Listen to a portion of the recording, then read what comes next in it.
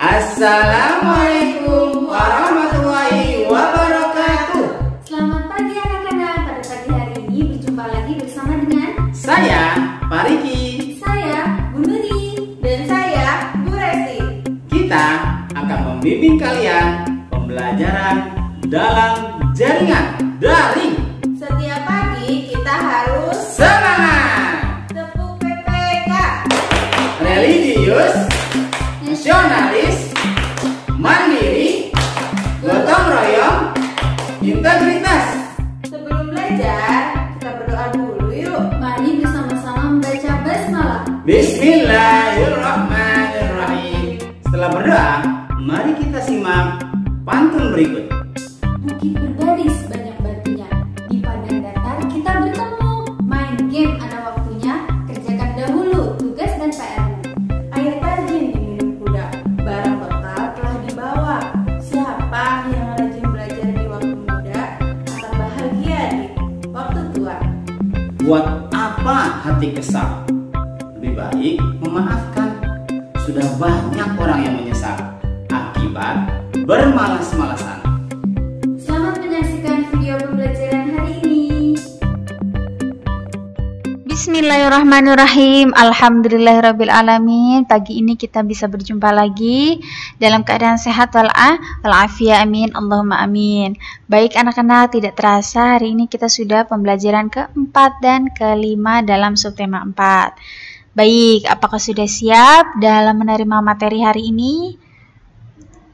Sebelum itu, Bu Nuri akan membacakan tujuan pembelajaran pada hari ini. Yang pertama, menggunakan kata tolong dalam kehidupan sehari-hari. Yang kedua, menghitung panjang benda. Yang ketiga, kita juga akan belajar membuat kolase dari bahan buatan. Nah, selanjutnya yang keempat, mencontohkan perilaku yang sesuai dengan sila keempat Pancasila. Yang kelima, mempraktikkan gerak mendarat dalam senam. Yang terakhir, menjelaskan makna ungkapan minta tolong pada kehidupan sehari-hari. Nah, ada 6 aspek ini yang kita akan pelajari pada hari ini. Selanjutnya, silakan dibuka buku paket halaman 176. Pada halaman tersebut ada sebuah teks ya tentang persiapan berwisata ke pantai. Di sini ada percakapan antara Bu Guru, Ana, dan Melani nih nak. Coba kita baca ya pelan-pelan. Bu Guru berkata, anak-anak, besok kita akan berwisata ke pantai. Ana pun menjawab, hore, saya sangat senang bermain di pantai. Melani menanggapi, apa yang akan kita lakukan di sana, Bu? Kita akan mengamati benda-benda di pantai. Ada benda yang selalu ada di pantai, ada juga yang biasanya tidak ada. Ada benda yang masih bisa kita pakai kembali, ada juga benda yang bisa diolah menjadi benda baru. Berarti kita perlu membawa buku catatan dan alat tulis ya Bu. Ya anak, kamu pintar sekali. Kalian akan bekerja dalam kelompok. Melani, tolong ibu mengelompokkan teman-temanmu ya. Baik Bu, terima kasih Melani. Kita juga boleh bermain pasir dan berenang di pantai ya Bu. Tentu Rasti, tetapi kalian harus perhatikan rambu-rambu larangan dan batas aman bermain di pantai. Perhatikan, dalam teks ini ada kalimat permintaan tolong tidak? Ada ya? Kalimat yang mana? Bu Guru meminta tolong kepada siapa? Melani. Nih kalimatnya. Melani, tolong ibu mengelompokkan teman-temanmu ya. Kemudian Melani menjawab, baik Bu. Nah, setelah kita meminta tolong, Bu Guru menanggapi dengan berkata apa? Terima kasih Melani. Ya, dibiasakan ketika kita setelah minta tolong harus berkata berterima kasih ya. Ya, dibiasakan nak, perkataan maaf, tolong dan terima kasih. Itu sangat penting. Ya, kita berterima kasih dong karena ada seseorang yang mau menolong kita. Nah, ya. Tentu juga di dalam misalkan kalian berlibur ke pantai ya, harus berhati-hati. Yang tidak bisa berenang, jangan jauh-jauh berenangnya, nanti tenggelam ya. Bermain pasir-pasiran saja ya, buat istana, oke? Istana dari pasir. Baik anak-anak, sampai di sini bisa difahami ya. Nah, selanjutnya akan dijelaskan oleh Bu Resti dan Pak Riki. Silakan Bu Resti. Assalamualaikum warahmatullahi wabarakatuh. Terima kasih Bu Nuri atas penjelasannya. Baik anak-anak, dibuka yuk buku paketnya halaman 177. Sudah? Baik nak, di halaman 177 kita akan belajar tentang kalimat permintaan tolong. Tentunya kita sebagai makhluk sosial pasti dan akan membutuhkan bantuan orang ya nak ya. Meminta tolong kepada orang lain haruslah dilakukan dengan sopan. Setelah meminta tolong, kita harus mengucapkan terima kasih kepada orang yang telah menolong kita. Nah, di sini kita akan mau belajar membuat kalimat minta tolong. Buatlah kalimat permintaan tolong dalam situasi berikut ini. Nomor 1, kamu meminta tolong seorang anak untuk mengambilkan barang di atas lemari. Oke, Bu Resi perumpamakan nama anaknya ini adalah Tamim ya nak ya. Tamim, tolong ambilkan buku matematika di atas lemari. Lalu yang kedua, kamu meminta tolong seorang ibu untuk menunjukkan jalan ke Candi Borobudur. Bu, tolong tunjukkan arah ke Candi Borobudur.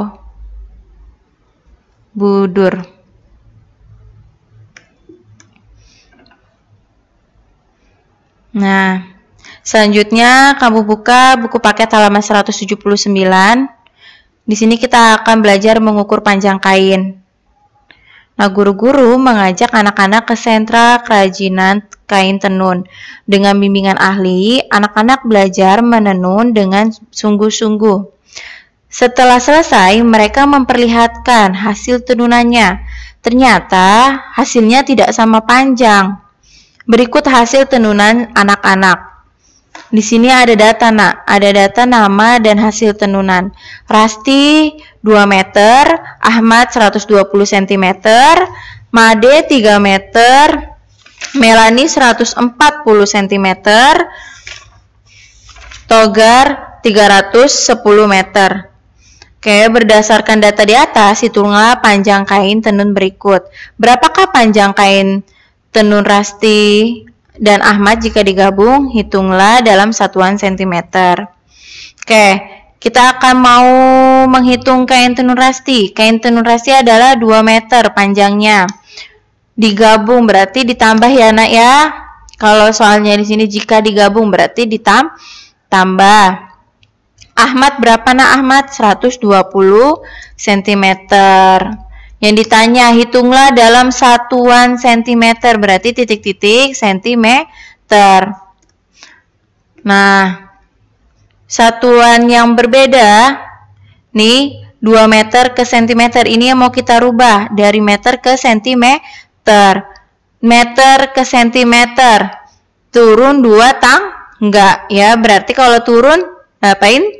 Dikali 2 tangga berarti dikalikan 100. 2 dikali 100 sama dengan 200 cm. Sampai sini udah selesai belum Bu Resti? Belum selesai nak. Lalu kita jumlahkan 200 cm ditambah 120 cm sama dengan 320 cm. Paham ya nak ya sampai sini? Lanjut nomor 2. Masih sama nak caranya seperti itu. Berapakah panjang kain Made dan Melani jika digabung? Hitunglah dalam satuan sentimeter. Dalam sentimeter. Made hasil tenunnya adalah 3 meter. Ditambah Melani 140 cm.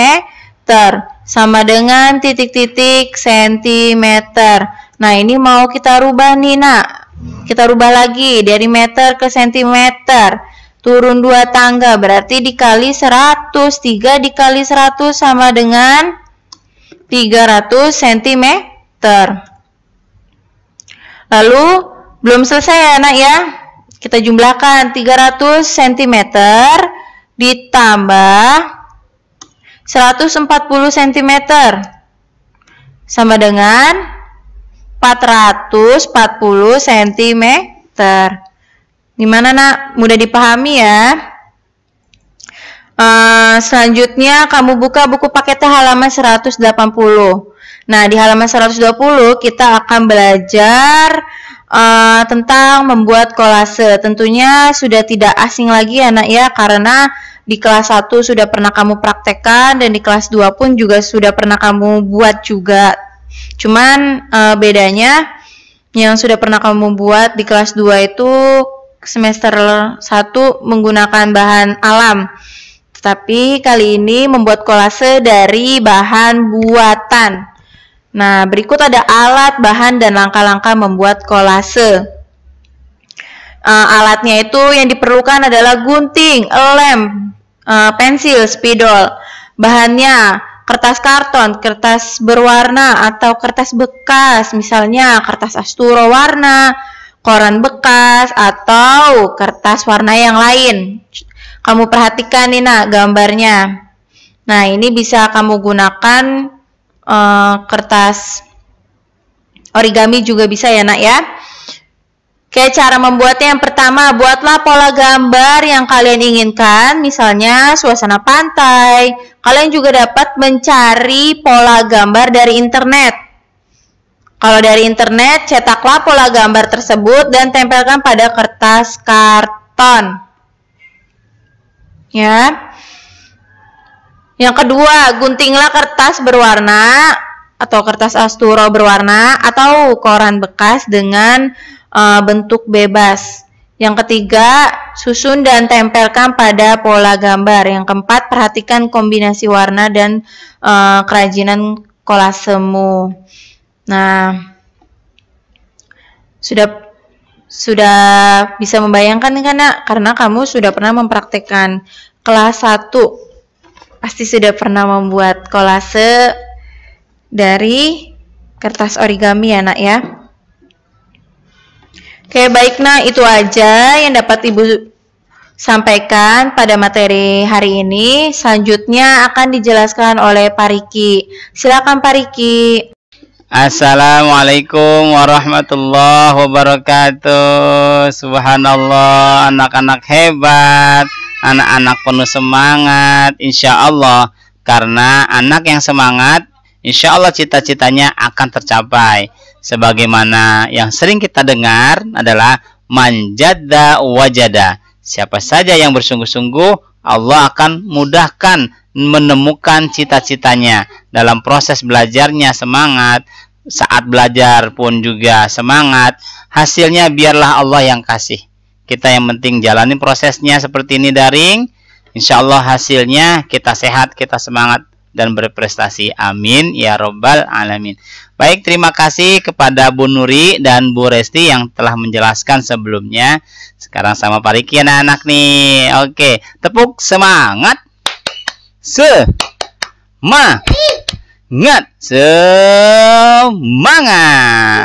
Baik anak-anakku sekalian yang dirahmati Allah Subhanahu wa taala, silakan dibuka bukunya halaman 184.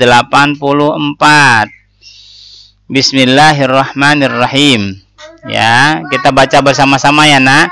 Karena apa? Ilmu itu awalnya harus dibaca. Setelah dibaca ilmu, baru kita mengamalkannya dalam kehidupan sehari-hari. Jadilah kita insan-insan pembelajar yang setia, pembelajar yang melakukan perubahan sehingga melahirkan akhlak dan moral yang baik. Amin ya robbal alamin. Baik. Ayo menambah wawasan. Musyawarah harus dilakukan dengan tertib. Tidak boleh ada yang memaksakan kehendak. Tetapi jika kesepakatan tidak bisa dicapai dengan musyawarah, maka diambil keputusan dengan suara terbanyak. Pengambilan keputusan dengan suara terbanyak disebut voting. Voting dilakukan dengan cara pemungutan suara. Suara terbanyak yang didapat menjadi hasil keputusan. Jika kita harus menghargai keputusan terbanyak. Tuh ya. Jadi musyawarah itu memang harus dilakukan dengan secara tertib, nggak boleh ada pemaksaan. Orang pendapat silakan, namanya musyawarah kan. Untuk misalnya kita untuk menentukan ketua kelas, kita musyawarah, nggak ketemu nih kata sepakat, maka dicapailah dengan cara pemungutan suara, atau bisa disebut juga dengan voting. Tuh ya. Dan hasil keputusan voting itu harus diterima ya, baik yang menang maupun yang kalah. Yang menang memiliki sifat tidak sombong, dan yang kalah pun menerima. Dan ini tujuannya untuk mufakat, kesepakatan bersama, menghasilkan keputusan bersama. Dan kita harus nih saling menghargai keputusan terbanyak dalam voting. Nah, anak-anak, adapun cara menghargai keputusan suara terbanyak, bagaimana caranya? Nah, yang pertama, melaksanakan keputusan dengan penuh tanggung jawab. Menghargai orang yang tidak terpilih. Yang kedua, menghormati orang yang tidak terpilih. Dan yang keempat, orang yang terpilih tidak sombong. Yang kelima, orang yang terpilih tidak mengejek. Dan mengucapkan selamat kepada yang terpilih. Iya, jadi itu anak-anak ya.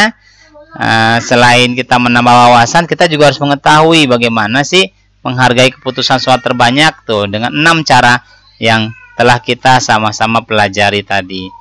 Nah, baik anak-anak, sekarang dibuka halaman 185. Kita mencoba nih ya, mengelompokkan kegiatan musyawarah. Oke, sebelumnya kita tepuk PPK dulu yuk. Masih ingat kan? Tepuk PPK. Religius, nasionalis, mandiri, gotong royong, integritas. Dalam pembelajaran ini harus terkandung itu. Unsur religius, unsur nasionalis, unsur untuk kemandirian, gotong royong, dan integritas kita sebagai manusia pembelajar. Baik anak-anakku sekalian, kelompokkan jenis kegiatan musyawarah sesuai tempatnya. Berilah tanda centang yang sesuai. Nah, siap ya? Kita akan beri nih tanda centang pada kolom yang telah disiapkan. Siap semuanya anak-anak? Oke. Masalah yang dimusyawarahkan yaitu kerja bakti kampung. Tempatnya di mana kira-kira? Di rumah, di sekolah, apa masyarakat? Ya? Hebat sekali anak-anak. Iya, di kampung Pak. Hebat sekali ya. Iya, anak hebat. Oke. Nomor 2. Siapa yang mau coba? Silakan. Ayo baca bersama-sama. Memilih ketua kelas. Di mana kira-kira? Di rumah ada ketua kelas? Tidak ada. Di mana? Di sekolah. Alhamdulillah. Hebat sekali, luar biasa. Mengatasi masalah keamanan lingkungan. Nah, kira-kira di mana? Di rumah? Bisa tapi kurang tepat. Di sekolah? Bisa tapi kurang tepat. Yang paling tepat adalah di masyarakat. Hebat sekali ya. Subhanallah, alhamdulillah, wala ilaha illallah, wallahu akbar. Lanjut, membuat tata tertib keluarga. Di mana kira-kira? Hah? Iya, baiti jannati, di rumah. Alhamdulillah. Kalian ini subhanallah. Ya Fattah, iftah lana babak waj'alna min jumlatin ahbabak. Ya Allah, bukakanlah pintu rahmatmu untuk kami, ya, dan jadikanlah kami sebagai hamba yang Engkau cintai. Amin ya rabbal alamin. Baik anak-anakku sekalian, yuk kita lanjut yuk ke halaman berikutnya. Halaman 186. Perhatikan baik-baik. Ini ada gerakan meloncati kardus. Lakukan ini dengan baik agar tidak cedera, agar tidak celaka. Perhatikan baik-baik ya anak-anak ya. Sudah siap? Yuk. Gerakan meloncati kardus. Pak Adi dan keluarganya telah sampai di kebun binatang. Setelah puas melihat berbagai jenis binatang, mereka beristirahat di sebuah tanah lapang. Pak Adi mengajak anak-anaknya untuk berlomba mencari kardus. Bagian yang dinilai adalah ketepatan melakukan gerakan mendarat. Pak Adi menekankan anak-anaknya untuk menggunakan kedua kaki ketika mendarat agar tumpuan menjadi lebih kuat. Kegiatan ini melatih kelenturan dan kekuatan otot kaki. Perhatikan gerakan meloncat pada gambar berikut. Tuh, perhatikan. Ambil ancang-ancang. Ya, ambil posisi jongkok lalu langsung loncat, cup. Dan kedua kaki mendarat dengan baik sebagai tumpuannya. Tek. Lalu lakukan lagi. Tep. Push. Oke. Dua kardus ya, Nak. Tep, mulai. Turun lagi. Tep, mulai. Up. Mendarat lagi dengan tumpuan kedua kaki. Nah, anak-anak, kalau kalian bisa melakukan dengan benar petunjuknya ini dengan baik dan benar, maka kalian akan mendapatkan manfaatnya loh. Ya, manfaatnya otot kita jadi kuat, ya, melatih kelenturan dan kekuatan otot. Ingat tahap-tahapnya ya. Sikap awal berdiri, ya, sikap awal berdiri nih. Lalu berjongkok untuk melakukan gerakan tolakan. Yang ketiga, gerakan melayang melewati kardus. Gerakan mendarat dengan kedua kaki. Ini kardusnya tidak harus sebesar ini ya, Nak. Kamu bisa juga dengan kardus susu adik kamu atau kardus apa saja. Yang penting kamu melakukan lompatan. Yang sekiranya lompatan itu kamu bisa melewati kardus tersebut. Jangan juga badan kamu sudah gemuk, misalnya kayak Pak Riki, kardusnya kardus pop mie, Masya Allah, udah ambil ancang-ancang nggak nyampe, bahaya. Ini dilakukan semata-mata untuk melatih kelenturan dan kekuatan otot kaki kita. Oke anak-anak ya, ingat loh, Allah itu lebih mencintai kepada muslim yang kuat. Karenanya lah kita harus kuat. Kuat apanya? Kuat jasmani dan kuat jasmani dan kuat rohani ya. Karenanya lah jaga kesehatan, jaga imun, insya Allah kita jadi orang hebat dan selamat dari penyakit. Ya, baik, cukup sekian pembelajaran hari ini. Semoga kita mendapatkan ilmu yang bermanfaat. Amin ya robbal alamin. Pastinya selain berolahraga, kita juga cukup untuk makan buah dan makan sayur. Oke, terima kasih anak-anak semuanya. Terima kasih Bu Resti dan Bu Nuri. Terima kasih ayah bunda yang telah membantu pembelajaran ini. Dan terutama untuk kalian, terima kasih buat kalian semuanya. Because you are best personal. Wassalamualaikum warahmatullahi wabarakatuh. Bagaimana pembelajaran hari ini? Semoga kalian bisa memahaminya ya. Amin. Semoga kalian sehat terus ya. Amin. Ingat pesan ibu 3M. Yang pertama adalah memakai masker.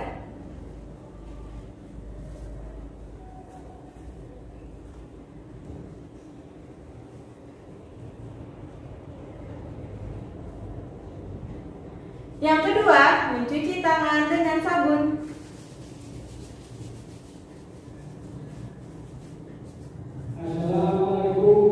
Yang ketiga, menjaga jarak. Mari kita akhiri pembelajaran hari ini dengan mengucapkan hamdalah. Alhamdulillahirobbilalamin. Wassalamu